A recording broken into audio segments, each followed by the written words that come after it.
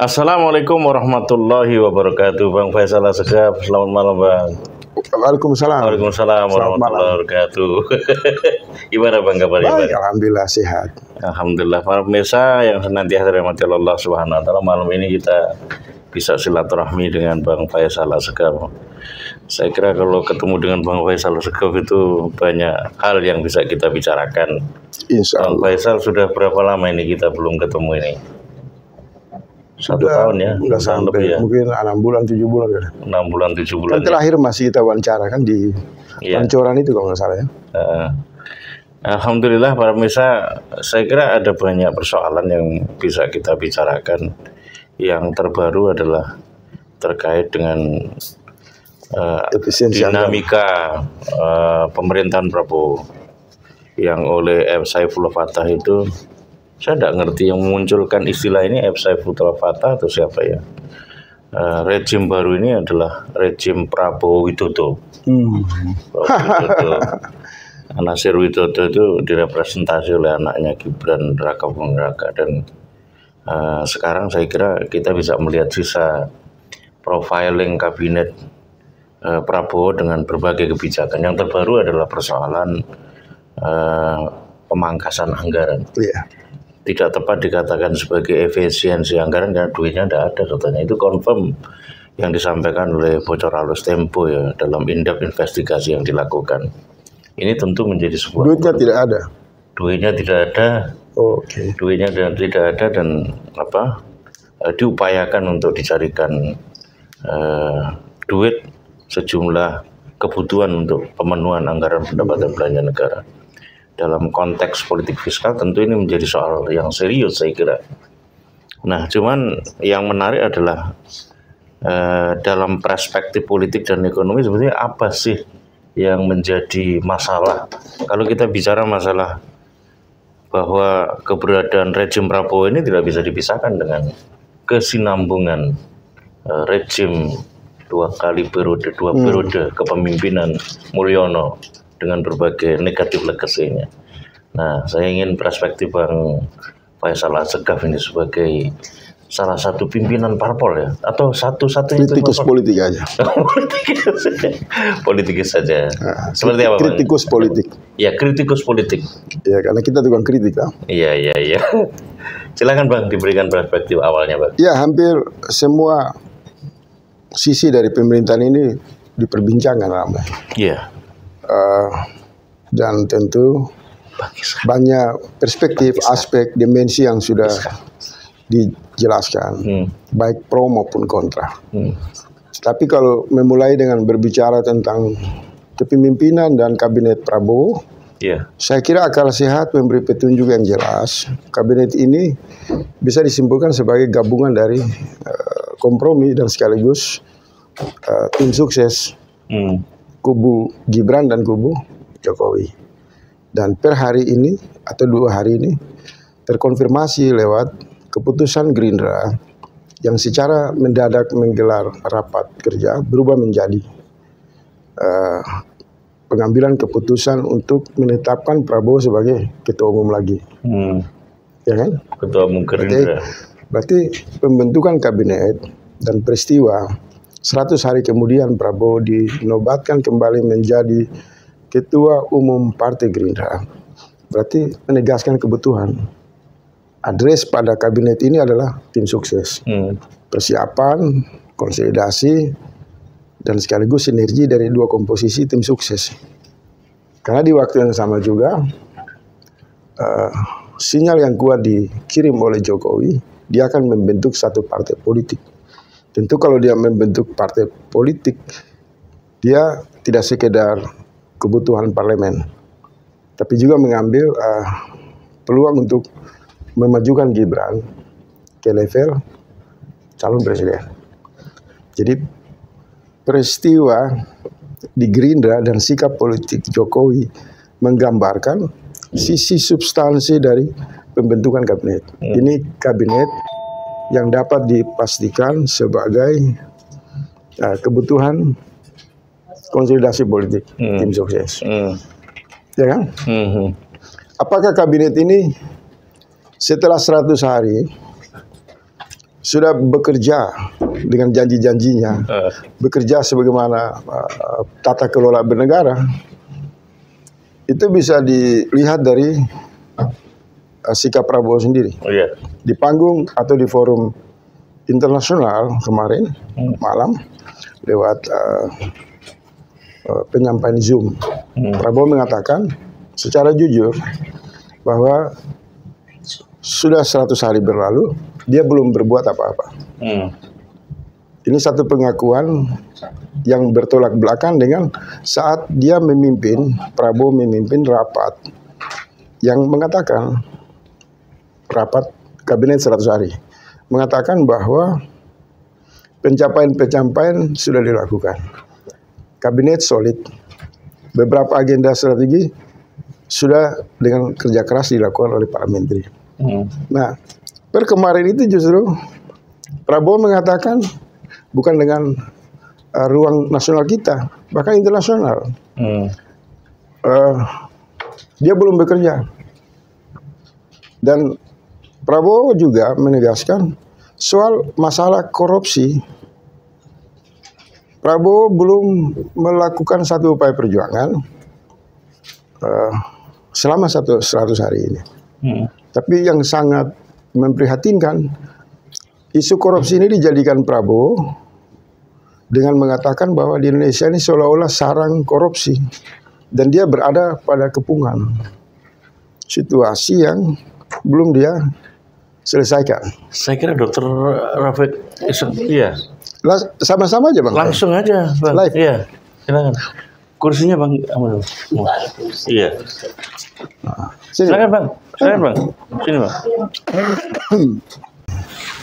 Lebih kuat adalah bisa disimpulkan memang pengakuan Prabowo bahwa dia belum bekerja dalam 100 hari dan kabinet ini berpotensi atau lebih cenderung menjadi gabungan dari tim sukses Prabowo dan Gibran, itu tidak bisa dibantah.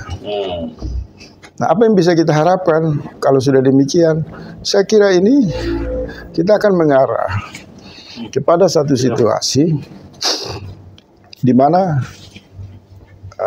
Pak Ishak, Assalamualaikum. Salam. Kita akan mengarah ke satu situasi yang jauh sebelumnya sudah banyak dibicarakan oleh berbagai kalangan. Kita sedang memasuki satu zaman di mana zaman omon-omon yang semua dimaksud berubah itu bukan tindakan nyata. Tetapi negara hanya membelanjakan uang, menyiapkan forum-forum protokol, dan kemudian rakyat hanya yang didapati rakyat hanya pidato-pidato presiden dan pidato-pidato para menteri. Jadi zaman omon-omon ini jauh kalau terus dipertahankan sangat berbahaya bagi kelangsungan bernegara di tengah situasi dinamika global dan ancaman krisis ekonomi di Indonesia. Itu poin pertama.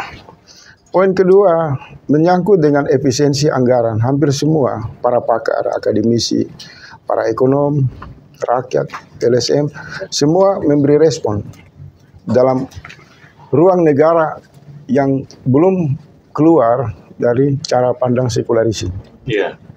Jadi silang pendapat atau saling pro kontra tentang efisiensi dalam praktek negara modern itu hampir dapat dipastikan tidak merujuk kepada cara pandang religi, spiritual. 100% yang saya amati semua merujuk pada cara pandang pertentangan ideologi liberalisme, ideologi kapitalisme, sosialisme, bahkan ada semacam gerakan dalam tawaran yang terselubung yang sementara dilakukan oleh Prabowo, yaitu berupaya memanfaatkan krisis dengan kampanye efisiensi ini untuk lahirnya otoriter militerisme. Kan gitu kan? Menurut saya semua pandangan itu bagus, tapi itu memasuki arena jebakan sekularisme yang membutuhkan, yang terbukti selama bertahun-tahun kehidupan rakyat yang dipandu oleh ruang sekularisme ini kering secara kemanusiaan, bangkrut dalam Rahman dan Rahimnya, dan semakin gelap menghadapi realita tembok-tembok materialisme yang memporak-porandakan sisi spiritual umat manusia. Dan lebih khusus di Indonesia, karena penganutnya 90% masyarakat muslim, tawaran dan perdebatan mencari solusi di ruang tema besar yang disebut efisiensi anggaran itu, ini satu jebakan yang di bawah alam sadar. Sebenarnya mereka lupa umat Islam itu sudah jauh diperkenalkan baik secara individu, masyarakat maupun dalam tata kelola kepemimpinan dan organisasi negara tentang konsep efisiensi anggaran atau hidup sederhana. Ya kan? Tidak kaget umat Islam. Tetapi lagi-lagi konsep Islam ini tidak hadir sebagai satu energi yang mestinya dibangkitkan atas kesadaran realitas umat Islam itu sendiri. Oleh sebab itu di beberapa tempat saya mengatakan, baik Jokowi, SBY, Soeharto, Soekarno, siapa lagi yang berbicara dalam paradigma efisiensi anggaran, ini penipuan.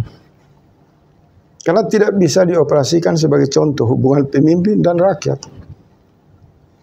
Kenapa penipuan? Karena basic pertama, mereka tidak pernah menunjukkan secara transparan sisa uang negara berapa. Kalau uang itu ada, berapa jumlahnya? Dan apa yang dimaksud uang negara? Apakah itu hitungan aset atau uang cash? Ini semua masih hitam dan gelap. Di sisi lain, selalu efisiensi anggaran itu diikuti oleh parade pemaksaan bagi aparat di level bawah mengikat pinggang hidup dalam penderitaan, sementara pejabatnya sangat brengsek, sangat biadab, sangat luar biasa busuk, hidupnya foya-foya. Sehingga ini terjadi gap antara upaya efisiensi dengan doktrin seolah-olah berpihak kepada rakyat, tapi sebenarnya praktek itu adalah Fir'aun dan Namrud. Tidak beda. Jadi saya mau sedikit membuka satu pandangan untuk mengajak para ulama, para intelektual Islam untuk kembali melihat sisi bagaimana Allah melalui Quran dan melalui kepemimpinan baginda Rasul mengajarkan kepada kita melampaui efisiensi dan definisi anggaran itu sendiri. Ya kan? Sederhana yang ditawarkan oleh Rasul dan berhasil. Ketika berbicara tentang kebutuhan individu, kelompok, apalagi negara, Nabi mengatakan, mengajarkan efisiensi anggaran itu adalah basis solidaritas yang dibangun atas dasar sikap Ar-Rahman dan Ar-Rahim, kasih sayang, keadilan. Bagaimana caranya? Para penguasa atau pemimpin sebelum dia mengajak aparat di level bawah, apalagi rakyat, untuk melakukan efisiensi anggaran, maka mereka harus memberikan fakta keteladanan. Mereka harus hidup dalam kesederhanaan. Mereka tidak foya-foya. Mereka tidak teler kekuasaan. Mereka tidak bersekutu dengan para oligarki, mitra-mitra buas pemburu materialisme. Nah, dalam konteks Indonesia ini tidak ditemukan. Efisiensi anggaran itu dilihat hanya keperkasaan kekuasaan yang bertahan, sementara merugikan aparat di level bawah, guru-guru, pegawai negeri, para pegawai honor, dan rakyat itu sendiri. Dikorbankan dengan alasan berbagai tawaran sistem manajemen definisi oleh para penjahat-penjahat yang lahir dari USAID, misalnya seperti Sri Mulyani, oleh Prabowo juga, orang yang dibesarkan dalam cara berpikir yang barat, dan oleh para menteri yang memang menjadikan kekuasaan sebagai perburuan basis materialisme, foya-foya, tukar guling kehidupan dari yang mestinya menegakkan nilai-nilai kemanusiaan menjadi budak-budak di lingkar kekuasaan demi melegalkan keinginan raja besar. Jadi menurut saya efisiensi anggaran harus dilihat dari sudut pandang pendefinisian yang fitrawi, di mana meletakkan hubungan manusia dan organisasi negara. Artinya apa?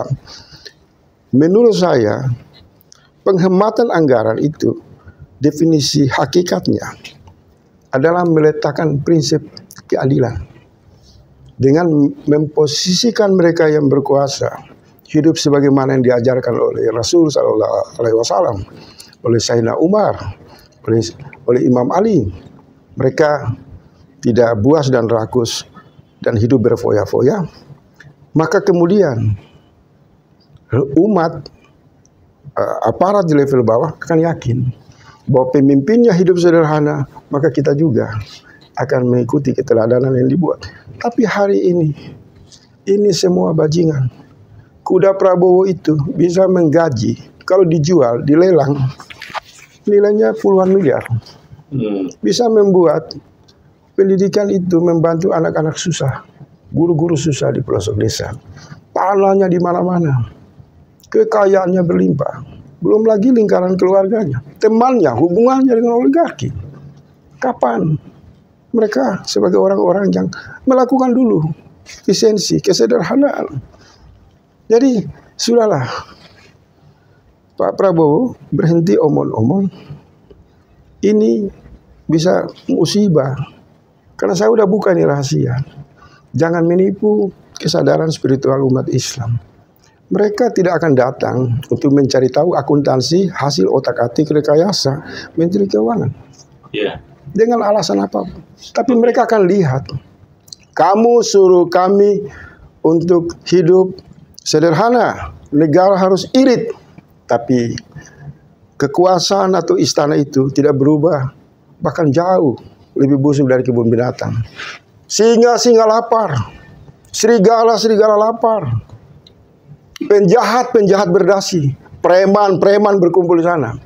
Yang dicirikan boros anggaran, pencuri, maling, korupsi, sembari dansa-dansi dengan oligarki. Kelompok 1% yang menguasai ribuan triliun. Nah, ini sudut pandang saya. Saya kira Bang Faisal sudah sampai kepada perspektif paradigmatik. Pembuka. Satu perspektif lain. Paradigmatik ya.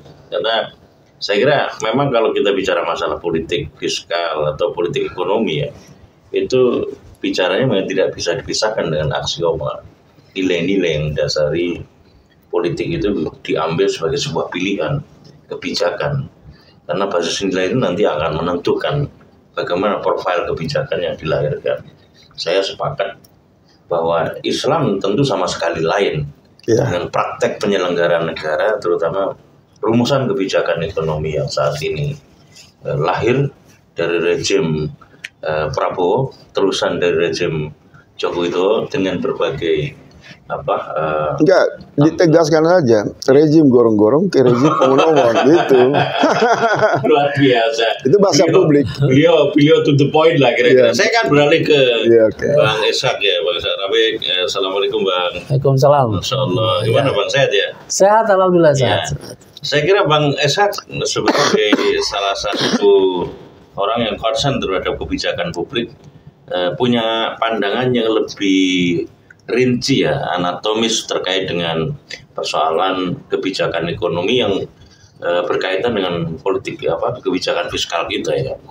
Apa sih alasan yang menjadikan Prabowo ini kemudian melakukan langkah pemangkasan anggaran, dan pemangkasan anggaran itu yang perlu kita soroti adalah sejumlah layanan kesehatan, layanan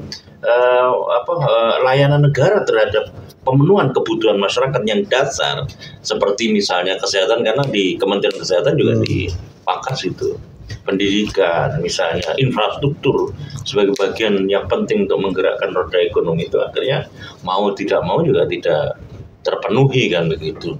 Sekalipun memang ada beberapa lembaga tinggi negara yang tidak dipangkas, seperti misalnya TNI, Polri, 17 lembaga. Ya, 17 lembaga yang tidak dipangkas. Tapi sebagian besar dipangkas dan Targetnya itu kan kalau saya coba baca itu kan sekitar 309 triliun. Tapi apakah ini semuanya memenuhi ekspektasi kalau kita melihat kebutuhan anggaran pendapatan belanja negara yang dipatok di tahun 2025 dengan kondisi jatuh tempo pembayaran pokok dan bunganya itu 800-an triliun. Belum dihitung dari sisi defisitnya sekitar 600 atau 700 sehingga totalnya itu 1.500. Gimana Bang Ishak melihatnya ini Bang? Oh, pemirsa, assalamualaikum. Saya agak terlambat, tapi saya sudah mendengar tadi tinjauan religius dari Faisal Assegaf. Dan saya setuju dengan tinjauan itu. Saya setuju. Itu tidak ada masalah dan memang perlu kita berangkat dari nilai-nilai yang bisa membuat negeri ini punya nilai juga di dunia internasional. Ya. Nah, saya mau melihat seperti dikatakan tadi, masalah penghematan, masalah efisiensi dari sisi ilmu ekonomi politik. Ini spesialisasi saya. Dan karena itu kita akan bermain dengan angka-angka. Ya. Efisiensi itu kata Sri Mulyani Indrawati ya 261 triliun jumlahnya. Bukan 306 Bukan, 261 triliun. Ini dari anggaran ya 3.621,3 triliun. Ya, ini anggaran belanja kita. Anggaran belanja kita tuh segitu. APBN 2025 ya? Ya, 3.621,3 triliun. Kemudian kita punya pendapatan, ya, penerimaan negara kita itu ya 3.005,1 triliun. Jadi ada gap. Itulah yang disebut defisit. Jadi kita dengan sengaja membuat anggaran yang defisit. Dan defisit ini gede defisitnya. Defisitnya sampai segitu. Sangat besar, 600 triliun lebih kan. Itu. Nah, karena ini sudah defisit, kemudian kita lihat memang dibutuhkan efisiensi. Tapi untuk efisiensi kita harus memilih mana yang kita anggap penting dan mana yang tidak penting. Yang tidak penting akan dipangkas. Dan kalau pemerintah menganggap tidak penting itu pendidikan akan dikurangi. Kalau dianggap tidak penting itu kesehatan rakyatnya akan dikurangi dananya.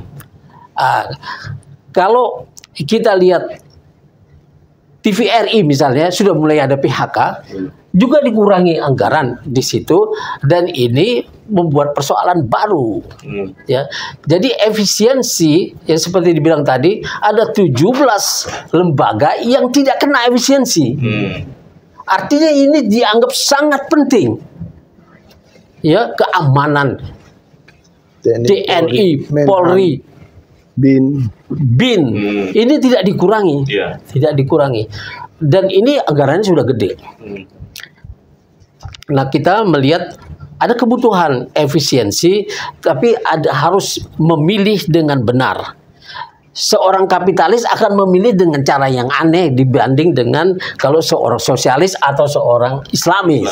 Seorang Islamis akan berpikir mana yang paling banyak mudaratnya, itulah yang akan dipangkas. Yang maslahatnya untuk rakyat ini lebih banyak, itu tidak akan dipangkas, akan dipelihara. Nah, saya melihat begini. Ada anggaran yang sangat besar yang memotong APBN kita sangat besar. Yaitu utang.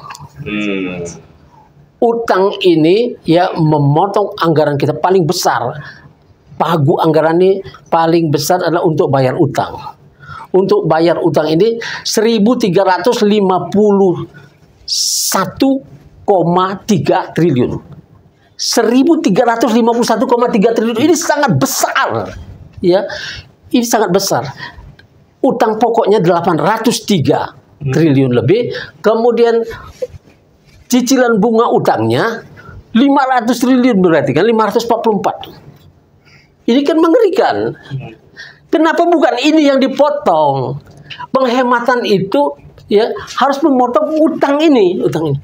Nah, kita punya menteri yang dulu dianggap oleh Rizal Ramli, Bang Rizal itu udah meninggal sekarang. Dia melihat juga Kwi Kian Gi melihat Sri Mulyani ini sebagai debt collector dari Barat, dari Amerika sana, sehingga kita sangat taat membayar utang dalam keadaan sesulit apapun. Padahal kalau orang dalam keadaan krisis, dalam keadaan sulit, dia akan pertama kali dilakukan adalah minta tidak bayar utang dulu dong. Kita mau stop dulu, kita lagi butuh uang ini, jadi kita akan mengurangi yang ini, pembayaran utang itu, atau minta potongan utang. Ini. Ada 3 negara yang bisa kita tiru dalam urusan ini. Yang pertama, kita lihat Pakistan pada masa Musharraf. Ya. Pada saat itu ada perang antara Amerika dengan Afghanistan. Afghanistan ingin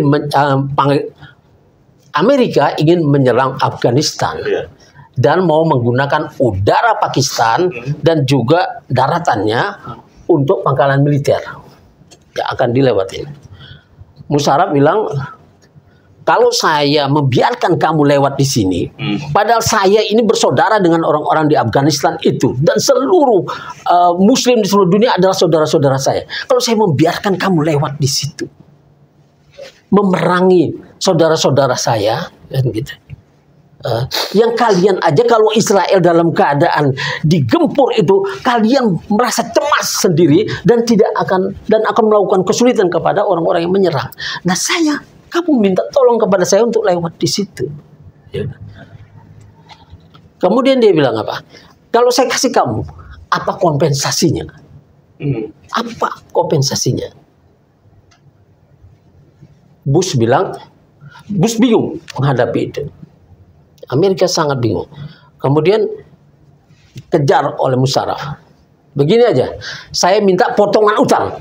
Tolong 50% utang Pakistan kepada Amerika dihapus 50%. Kemudian 50% sisanya bunganya 0. Ini satu tawar-menawar yang keren, yang bagus. Ya. Dia tahu apa yang diinginkannya, rakyatnya menginginkannya. Nanti dia akan nego sama rakyatnya sendiri, ya pasti marah kan. Tapi dia bilang, ini 50% dipotong utangnya dan 50% sisanya dibebaskan dari bunga, tidak ada bunga. Yang kedua, kita lihat Nigeria. Nigeria sama seperti kita, pengekspor minyak juga, punya utang yang besar. Nah, kemudian Presiden Nigeria seorang tentara juga, dia bilang kepada Amerika, kami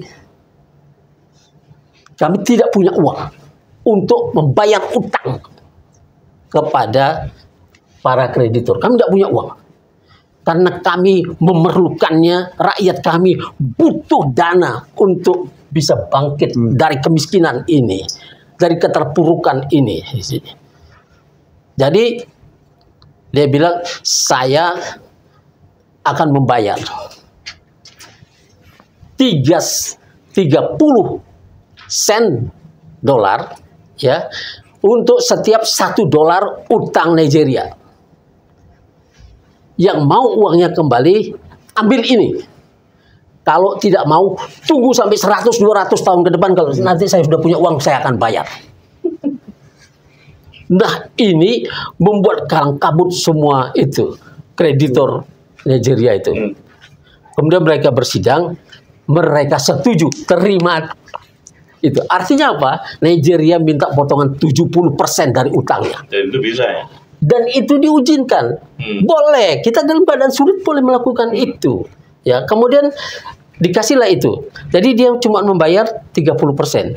Nah, yang 30% ini ya, kemudian lewat NGO, lewat organisasi non government itu, mereka membeli utang yang tersisa itu yang $30 setiap $1 itu ya, yang 30% itu dibeli dengan harga 10%.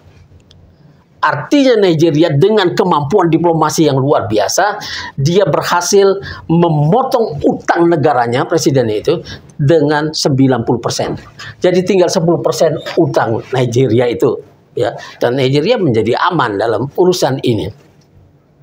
Kemudian yang ketiga, Argentina. Argentina punya utang yang banyak, juga pasien kambuhan, IMF, World Bank dan lain sebagainya, ini pasien kambuhan di Amerika Latin situ. Nah, dia bilang begini, dalam 5 tahun ke depan kami tidak punya uang untuk membayar utang Argentina, karena rakyat kami butuh dana. Kami akan mengguyur dana yang biasa kami pakai untuk membayar utang itu untuk rakyat Argentina supaya bisa bangkit dari kemiskinan.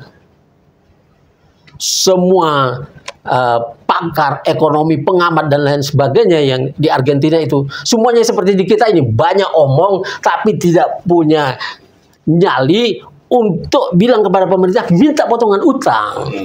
Tapi semua bersama-sama seperti Sri Mulyani dan kawan-kawannya itu minta supaya kita rajin bayar utang. Malu kalau nggak bayar. Jadi ingin tampil bahwa ini negaranya negara kaya, sudah menengah atas. Jadi tidak baik untuk minta potongan utang. Tapi pemerintah Argentina bilang begitu. Kami tidak punya. Kami tidak akan membayar utang selama 5 tahun ke depan. Kaget semuanya itu, dan orang-orang bilang bahwa Argentina akan diboikot dan karena itu akan bangkrut. Tapi yang terjadi kemudian pada tahun pertama itu yang dia menolak membayar utangnya itu, ya, Argentina tumbuh 7% per tahun. Kita baru target 5% pertumbuhan kita. Tapi kita bayar utang 1.351,2 triliun. Prabowo menargetkan 8%. Nah, dan mau 8% nanti itunya, ya itu sesuatu yang mengerikan sebetulnya. Kita memerlukan orang yang sebetulnya kalau dia Garuda, jadilah Garuda. Garuda itu melawan. Garuda itu adalah elang yang perkasa. Jadi dia tidak takut sama luar negeri dan tidak takut di dalam negeri ini. Para krojo-krojo ini, para pemeras ini yang dikatakan Kaisel itu, para oligarki yang selama ini cari untung sendiri itu, yang dikasih semua kemudahan selama 10 tahun, ini harus ditundukkan dulu. Jadi kembali kepada Argentina, Argentina berhasil tumbuh 7%. Pada tahun kedua tumbuh lagi menjadi 8%. Tahun ketiga seluruh kreditor dan investor sudah datang lagi ke Argentina karena pertumbuhan ekonomi yang luar biasa. Bisa diwujudkan di Indonesia? Itu butuh keberanian, saya bilang. Kalau nggak punya nyali, apapun nggak bisa wujud. Mana pernah seorang pengecut mewujudkan sesuatu? Nggak ada, belum pernah ada. Nah, ini utang yang mau dibayar 1.351,2 triliun ini, menurut saya, ya, mintalah potongan utang di sini atau negola ya Sri Mulyani Indrawati kalau memang dia dihormati di Amerika dan pernah jadi managing director World Bank, suruhlah, kasihlah dia tugas untuk minta potongan utang atau menurunkan cicilan utang ini.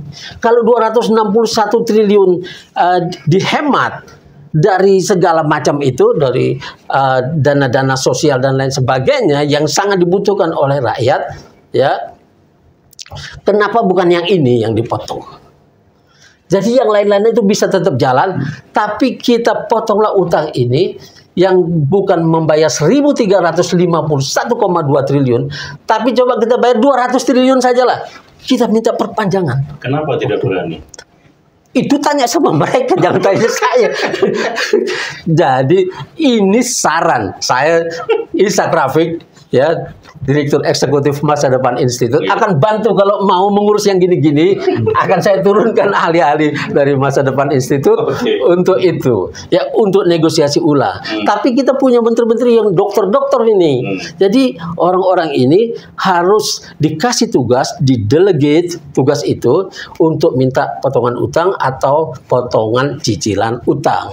Kalau kita cuma membayar 200 triliun aja tahun ini, maka ada 1.150 triliun yang bisa dihemat. Yang ini bisa dipakai untuk mendanai pendidikan kita dengan kewajiban yang 20% itu bisa terpenuhi. Karena untuk memenuhi yang 20% itu dari anggaran 3.600 triliun lebih itu, ya 3.621 triliun itu, kalau mau 20%-nya kan bisa 600 sampai 700 triliun tuh.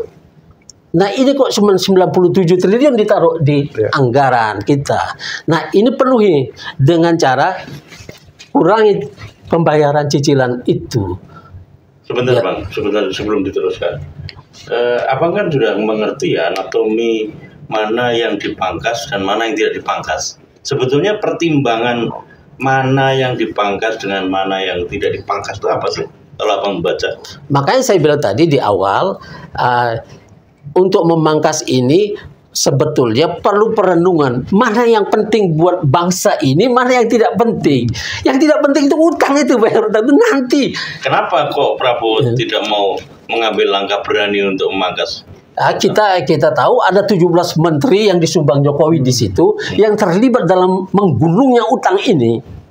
Ya, dan menterinya masih yang sama, Sri Mulyani Indrawati kan memang orang yang dianggap Rizal Ramli itu debt collector. Dia mau kita membayar utang dengan dalam keadaan apapun utang ini dibayar dulu. Ya, padahal kalau dalam keadaan paceklik, utang itu yang pertama kali ditunda. Itu secara rasional mesti kayak gitu.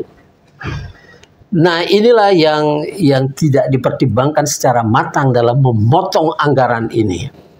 Yang kedua, ya masalah defisit itu. Defisit ini kan harus dipenuhi dengan utang. Dan pemerintah ditinggalkan Jokowi dengan utang 8.400 triliun lebih ya. Kemudian ketika kita defisit ini, kita harus membayar utang yang jatuh tempo yang dibikin oleh Jokowi.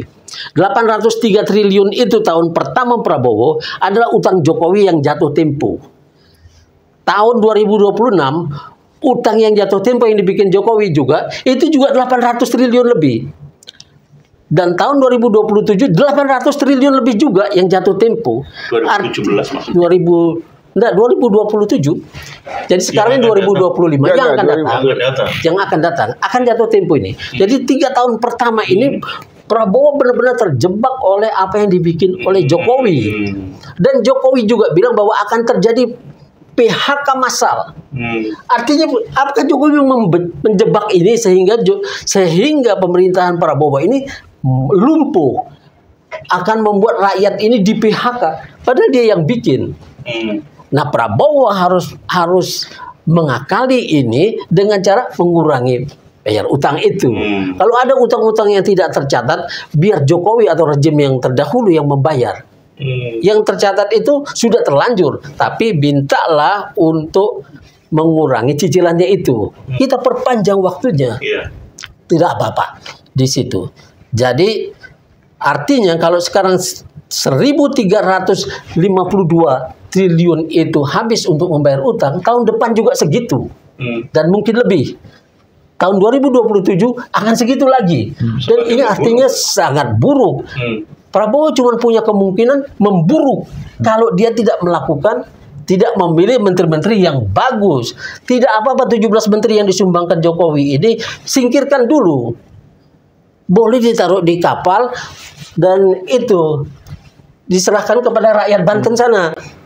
Ya, bersama Aguan dan Antoni Salim. Oke, saya berani. Silakan. Saya menyimak. Iya, Bang Faisal Asegaf.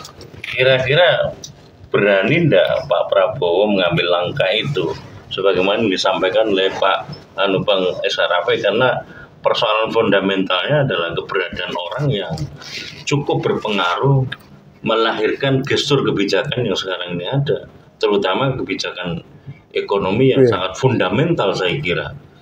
Dan kemarin sinyalemen Pak Prabowo sendiri menyatakan yang intinya sebetulnya tidak mau dipisahkan dengan Jokowi Widodo. Ada upaya, ada dugaan mengenai langkah-langkah untuk memisahkan antara Pak Prabowo dengan Jokowi Widodo. Sinyaleman itu. Saya mau masuk soal ini, Bang, rangkaian pembicaraan. Boleh. Dan akan menyambung ke pertanyaan Ustaz Slamet itu. Kalau apa yang diutarakan Bang Ishak itu kan sesuatu yang saya kira sangat cemerlang. Dalam ruang pertarungan ekonomi dimaknai sebagai angka-angka itu. Dan sebenarnya di awal tadi saya mengatakan ada yang mesti kita balik dulu ini, asal usul ini, sehingga melihat ontologis negara dalam konteks yang komprehensif, menyeluruh, itu tidak makin salah jauh melangkah. Kalau hulunya dipasung oleh perbudakan materialisme sebagai basic ideologi, maka pergerakan itu menuju ke manapun, ujungnya udah bisa tahu. Jadi apa yang terjadi dengan drama efisiensi, nanti dianggap juga bencana ekonomi, darurat ekonomi, dan lain-lain, saya nggak kaget. Ini metode yang memang didesain berkali-kali dalam pasca kejatuhan Soeharto sampai saat hari ini. Karena perdebatan soal dan upaya efisiensi dengan masuk ke perdebatan angka-angka itu kan IMF kan. IMF sekarang ditolak, tidak terlalu berperan, USAID juga, ya kan. Jadi ini pada permukaan saja yang kita debat. Kita masuk pada satu tarikan energi yang tadi Bang Ishak bilang itu, ini mustahil, irasional. Hanya ilmu akuntansi, manajemen, ekonomi itu udah menyimpulkan dengan satu kalimat, ini kebohongan. Dan saya nggak bisa bicara, karena data itu kan di para penipu, pembohong. Mereka umumkan, negara nggak punya uang. Bahasa ini selalu terus-menerus. Tidak ada satu kampus mengakses data yang valid. Siapa yang bisa pastikan kita krisis ekonomi? Kan selalu klaim sepihak dari versi pemerintah. Sementara kita belum menemukan hasil audit BPK. Dia dong yang bisa menunjukkan ke publik berdasarkan rekomendasi audit BPK, negara terancam krisis. Instrumen ini tidak pernah muncul. Selalu muncul yang dimaksud definisi krisis itu versi pidato presiden, versi klaim Menteri Keuangan. Jadi saya belum mau masuk bicara sesuatu yang belum bisa dikonfirmasi kebenaran datanya. Kita bernegara. Misalkan DPR panggil dulu. Kalau memahami bahwa 5 tahun, 1 tahun, atau tahun ini akan terjadi ancaman krisis, kenapa BPK sebagai auditor yang mengaudit penggunaan masuk keluar uang APBN itu, dia semacam di dunia lain. Ya, kita bicara dasarnya apa nih? Kertas yang klaim dibuat oleh staf khusus presiden, atau satu data yang dimonopoli oleh IMF yang diinjeksi oleh kebutuhan Singapura, Pentagon. Oleh sebab itu, saya setuju dalam rangka pencerahan, solusi-solusi dalam rangka pertarungan mencegah kemungkinan kolaps ini negara perlu. Tapi saya nggak masuk di situ. Saya hargai sebagai basis ilmu pengetahuan yang berkelanjutan tanpa solusi. Tapi saya tidak mau masuk. Saya mau masuk hubungan pemimpin, kebutuhan negara, dan rakyat yang sama sekali tidak dikonfirmasi dan dihinakan ini umat Islam. Dianggap bodoh dan tidak memahami ekonomi.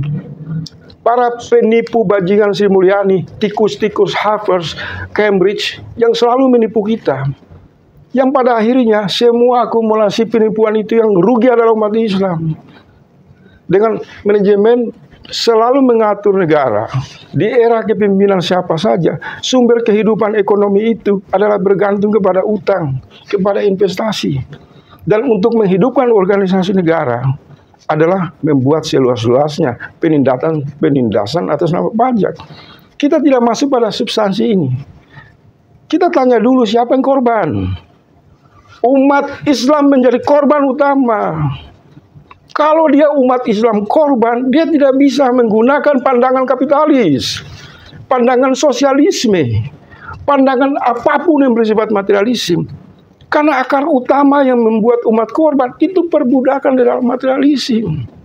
Saya mau tanya, adakah orang di UGM, di Harvard, di Cambridge, di seluruh universitas yang baru dibangun 300 tahun dalam peradaban modernnya, punya catatan transfer kekuatan ekonomi saat berpindahnya kekuasaan culture dari Arab ke Spanyol, melahirkan namanya Andalusia, yang berkuasa melebihi usia negara-negara modern 800 tahun.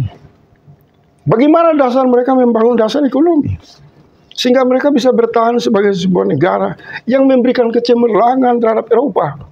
Apakah itu pandangan Karl Marx, pandangan orang-orang UGM, Sri Mulyani? Tidak ada. Minimnya pencarian data sejarah ketika sebuah kelompok masyarakat yang mayoritas Islam sangat haram dan terkutuk dan berkali-kali bodoh masih menggunakan cara Barat, harus cara Islam dong. Maka kita menelusuri, ada negara yang maju, Andalusia, di masa lalu 18 tahun. Ada kebudayaan Turki di masa lalu. Di depan mata kita ini, bagaimana mendefinisikan kepungan embargo terhadap Iran yang mayoritas Muslim? Seluruh dunia bersatu. Bukan lagi soal efisiensi. Dikepung dari seluruh wilayah. Umat Islam di sana tumbuh bermartabat. Menciptakan sarana teknologi paling hebat. Teknologi di seluruh dimensi. Unggul di dunia internasional. Kita lihat saudara-saudara kita di Yaman yang dihinakan oleh orang Indonesia, oleh pandangan Barat. Mereka miskin, tidak tahu ekonomi, tidak tahu hitung-hitung, bukan lulusan Harvard. Kita tanya, Safri Samsudin, kamu punya pesawat bekas, kamu punya kapal bekas. Bangsa Yaman di tengah kemiskinan mampu efisiensi anggaran, membuat masyarakatnya tetap bertahan hidup dalam keimanannya, dan punya hipersonik, punya harga diri, bisa melakukan serangan kepada Israel, bisa mengusir kapal-kapal induk. Apakah ini kita tidak lihat keunggulan saudara-saudara Islam? Selalu pandangan kita Amerika, Cina, Israel, Singapura, kita tidak adil. Oleh sebab itu di awal saya mengatakan begini, bukan di podcast ini saja, ada kutukan teologi. Mereka yang mengaku beriman Islam katanya, tapi cara pandang mereka di luar pandangan bimbingan Rasul Sallallahu Alaihi Wasallam. Saya sederhana, kalau para maling dan garong yang berkuasa ini mau membuat efisiensi dan menyelesaikan seluruh utang, hanya 3 langkah kok. Dimulai dari diri Prabowo itu sendiri. Cara Islam nih, cara yang diajarkan Rasul, nggak ada teori, langsung fakta terbukti, ampuh dan gitu. 1. Presiden, Menteri, BUMN, seluruh anggota DPR, seluruh pejabat, sampai ke level bupati, hidup sederhana. Seluruh tunjangan, bila perlu gaji dipotong 80%. Saya mau lihat, mereka mau menjadi presiden, gubernur, menjadi menteri. Karena amanah rakyat. Karena amanah rakyat, atau perburuan. Perakusan terhadap anggaran yang berdampak. Umat selalu ditindas dengan seluruh akal-akalan. Ya kan? Jadi, kedua, ini yang terjadi, tidak usah kita bicara teknis. Ini desain. Mereka tidak ikhlas umat Islam ini bangkit. Mereka akan terus mempertahankan manajemen akal-akalan ini, pemimpin-pemimpin busuk ini, yang keluar dari gorong-gorong, yang keluar dari kandang-kandang kuda, yang kemudian menipu. Kita sudah harus lebih jauh, melompat jauh. Oleh sebab itu, saya menyimpulkan praktek kekuasaan Prabowo Subianto dengan menggunakan kampanye penghematan anggaran, menurut saya ini adalah bukan sesuatu yang baru. Ini metode yang diperkenalkan oleh Firaun dan Namrud. Cirinya apa? Penghematan kepada rakyat kelas bawah. Penghematan kepada prajurit TNI dan PNS di level bawah. Tetapi hidup foya-foya, hidup dengan kemakmuran yang melampaui batas oleh presiden, oligarki, para menteri, dan lain-lain. Ini tidak beda dengan Firaun. Manajemen Firaun sudah 7.000 tahun dipraktikkan.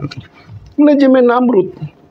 Saya bisa memahami itu karena saya menganggap penyelesaian hidup manusia secara individu, manusia sebagai masyarakat, manusia dalam konteks berbangsa dan bernegara, hanya pandangan Quran. Quran sudah menunjukkan, hei umat manusia, ini Firaun, caranya begini, ini Namrud. Tinggal dilihat kok, terjadi, cirinya ada. Dan sebagian ciri-ciri mereka itu selain rakus, pencuri, penipu, mereka orang yang gonta-ganti topeng. Bagaimana mungkin seorang Prabowo itu bisa pidato di dunia internasional mempermalukan bangsanya? Dia tidak menggarisbawahi bahwa korupsi yang dimaksud terjadi di Indonesia yang dia khawatirkan itu bukan rakyat. Dia harus mengatakan korupsi itu dilakukan oleh Jokowi, teman dia, yang anaknya digendong di dalam posisi wakil presiden. Udah baca belum? Udah nonton belum? Bagaimana pidato Prabowo di dunia internasional mengatakan Indonesia sarang korupsi? Ini berbahaya. Kita tidak korupsi. Yang korupsi itu Prabowo. Yang korupsi itu Jokowi. Yang korupsi itu Gibran. Jadi pikiran-pikiran cerdas kaum intelektual Islam, Bang Ishak Rafiq dan kawan-kawan, saya hormati. Tapi menurut saya, Bang, terlalu mahal. Pikiran bagus ini tidak akan diterima oleh komplotan bandit yang memang secara DNA, habitat, ekosistem memang diciptakan untuk merampok, mencuri, yang esensinya bertentangan dengan ajaran Islam itu sendiri. Terakhir saya mau kasih contoh. Saya mau kasih contoh. Apa itu energi ekonomi Islam dalam realitas? Energi ekonomi Islam. Ya, dalam realitas sosial ekonomi Islam. Kita mengalami krisis yang lebih hebat dari efisiensi anggaran saat ini, yaitu masa. Saya mau tanya, apa instrumen negara yang bisa membuat rakyat tenang? Rakyat makan, pemerintah tidak digulingkan. Kasih buat saya, nggak ada. Di seluruh dunia, negara-negara berbasis mayoritas Muslim, mereka muncul dengan instrumen sedekah, infak, kesetiakawanan sosial. Kemudian yang membanggakan, seluruh dunia barat akui dan menjadi kajian di pusat-pusat ilmu pengetahuan 30 hari Ramadan. Waktu di mana dunia menyaksikan. Indonesia paling dermawan. Ya, kedermawanan orang-orang kaya Islam dan umat Islam bersatu menyelesaikan apa yang dimaksud ancaman atau krisis. Jadi jangan menghinakan Islam dalam ontologis negara. Kita sudah saatnya keluar untuk melakukan langkah-langkah konsolidasi tauhid yang kita yakini jalan berpisah dengan kekuasaan Prabowo dan memilih jalan-jalan revolusioner untuk memotong mata rantai pembodohan, penipuan yang menurut saya sudah bisa pastikan.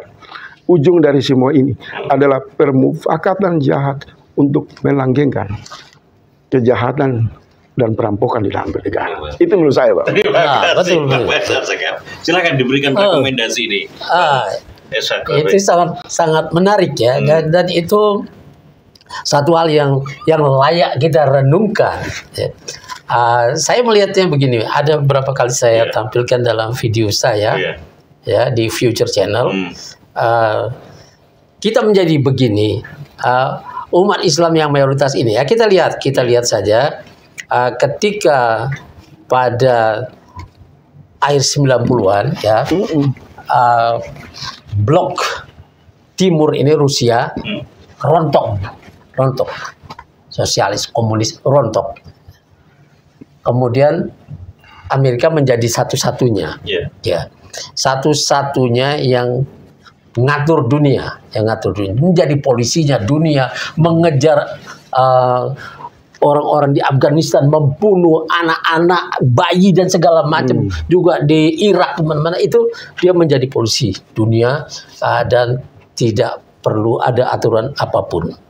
Nah, jadi ketika komunis rontok, yang muncul adalah kapitalis menang banyak, kan, menang banyak. Kapitalis dan komunis, ya, ini kan sebetulnya cuman dari koin yang sama ini, ya. Ini konsep sama-sama konsep Barat sebetulnya. Yang satu menjadi komunis, satunya jadi kapitalis. Sama-sama menganggap dunia ini tidak ada pemiliknya. Tidak ada pemiliknya, karena itu siapapun yang bisa merebut sebanyak-banyaknya, maka dia akan menguasai semua. Maka yang menang takes it all, ambil semua yang menang itu. Nah, ketiga dua ini, di mana Islam? Islam ngantri terlalu jauh. Ya, Islam punya sistem yang pernah berjaya selama 700-800 tahun, ya. Tapi kemudian dia ditutup oleh Barat, sehingga orang-orang Islam ya kemudian ditulisi dengan yang lain. Ya, kalau kata Nabi, manusia itu dilahirkan suci bersih seperti kertas putih. Tinggal orang tuanya lah yang menuliskan dia menjadi Yahudi, Nasrani atau Majusi. Tiga ini pilihannya. Nah, di sekolah itu ditulisin jadi ini. Jadi Yahudi, Nasrani atau Majusi. Ini jadi kapitalis atau komunis, jadi apa? Inilah dia. Menjadi sekuler, inilah dia.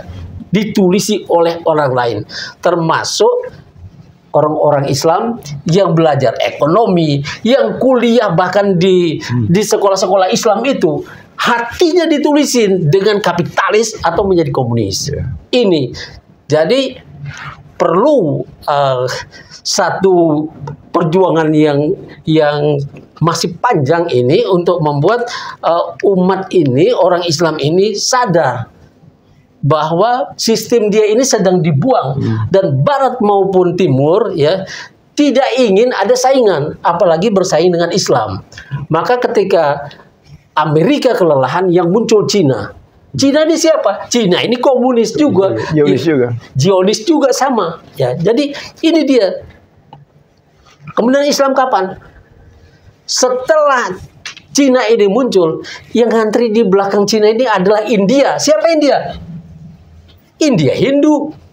Dan juga mendapat pelajaran dari kaum kapitalis yang dulu menjajahnya. Dia sekarang bangkit. Islam kapan? Islam ini ya tidak tahu kapan mau bangkit, karena orang-orangnya dididik oleh orang lain dan tidak pernah belajar Quran itu dengan benar seperti Nabi mengajarkan kepada sahabat. Kan belum pernah.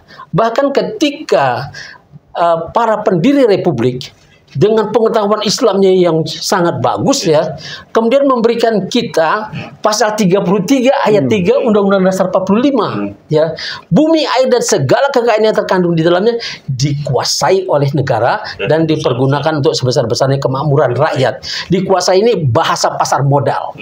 Dikuasai artinya dimiliki.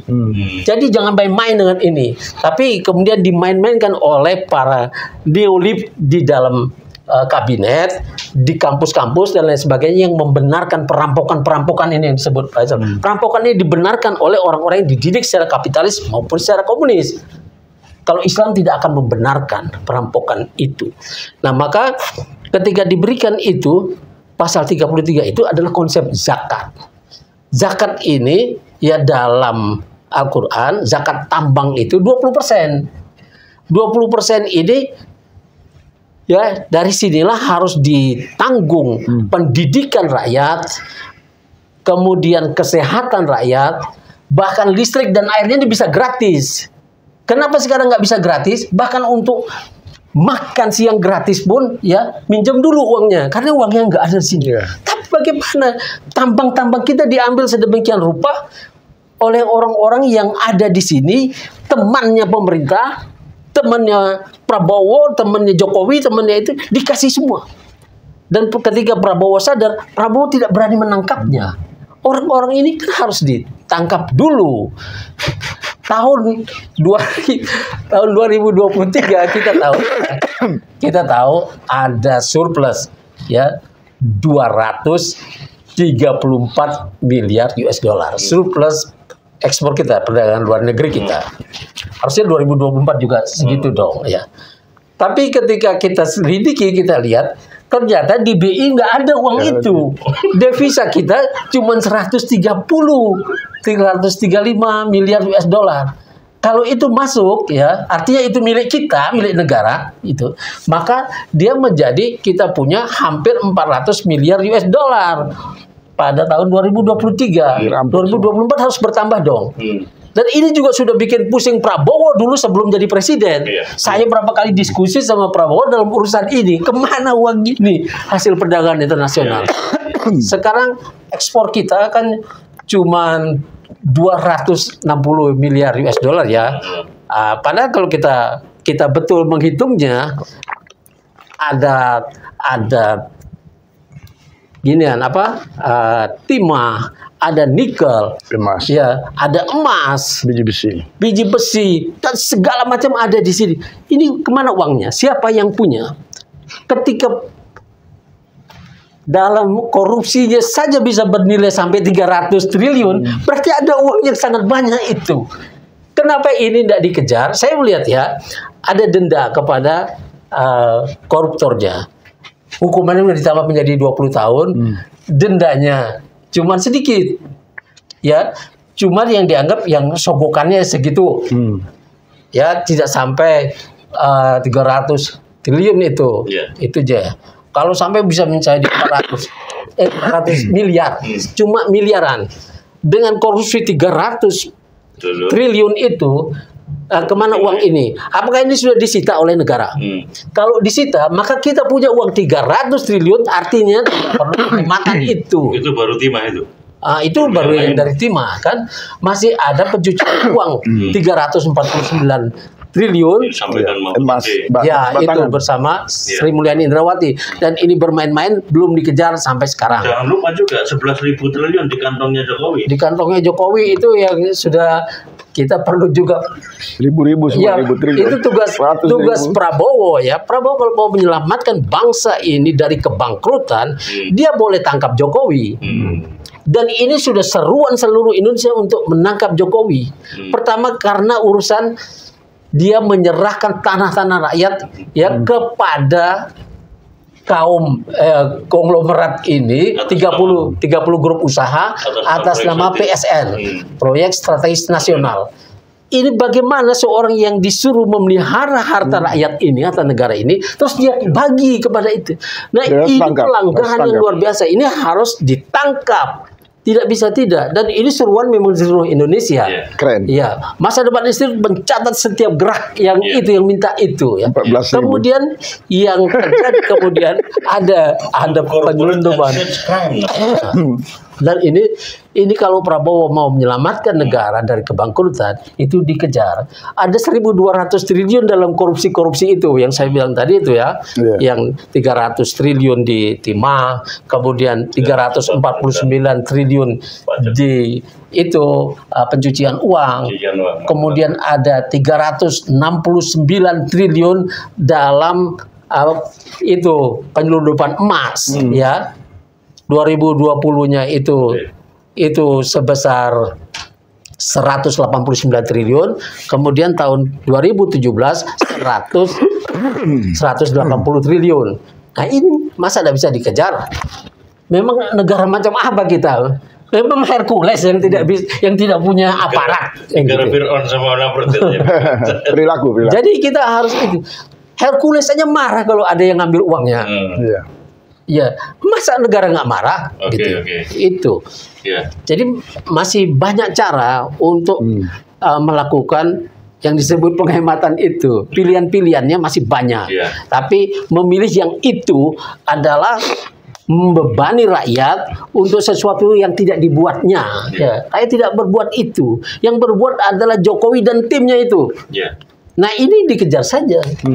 Kalau tidak terbukti bersalah, bebaskan. Tapi kalau terbukti bersalah, boleh seperti Cina itu. Iya. Dulu Presiden Cina menyediakan 100 peti mati, ya 99 untuk para koruptor. Kalau dia terbukti korupsi, dia juga boleh dihukum mati. Nah, inilah yang harus dilakukan kalau mau menyelamatkan negara. Saya satu kalimat aja. Silakan Bang. Semua yang dijelaskan oleh Bang Ishak itu mewakili pikiran-pikikiran saya. Dan saya punya dua jagoan, Pak Prof. Antoni dan Dr. Ishak, yang memang kritis untuk konsisten menyuarakan rasa keadilan dari sisi ekonomi. Terima kasih Bang Ishak Rafiq, terima kasih Bang Faisal Asegaf atas obrolan malam ini. Saya kira ini sesuatu yang sangat krusial ya. Pak Prabowo harus memperhatikan ini dan mengajak intelektual Muslim untuk membicarakan soal diskursus solusi Islam sebagai sebuah solusi fundamental. Saya kira keterbukaan dalam hal ini menjadi penting artinya oleh Pak Prabowo karena ada sebuah secercah harapan untuk bisa mengembalikan tata kelola negara ini sebagaimana amanah konstitusi dan amanah ayat suci. Bahkan dalam kesempatan saya di dalam diskusi dengan Bang Abdullah Mahua menyampaikan bahwa korupsi itu tidak diselesaikan sebetulnya kalau pengelolaan sumber daya alamnya itu dikelola sepenuhnya oleh negara dan memang benar-benar digunakan untuk sebesar kemampuan rakyat. Teman-teman, Hizbut Tahrir Indonesia yang dicabut status badan hukumnya oleh pemerintah Jokowi itu juga menyampaikan bahwa dari 7 sumber daya alam, item 7 ini baru 7 item itu 1 tahun itu dihitung oleh teman-teman, potensi keuntungannya itu sampai 7.000 triliun per tahun. Artinya ini hampir menyentuh di 2 kali tahun 22 APBN, anggaran pendapatan belanja negara. Saya kira ini menjadi sebuah pemikiran yang krusial dan penting untuk dipertimbangkan. Bang Ishak Rafiq, Bang Faisal Asegaf, Bang Antoni Budiawan itu adalah cendekiawan-cendekiawan yang perlu digandeng untuk bisa membicarakan rumusan kebijakan negara ini menjadi lebih ideal. Terima kasih. Saya sampaikan Ihdinas Shiratal Mustaqim. Wassalamualaikum warahmatullahi wabarakatuh.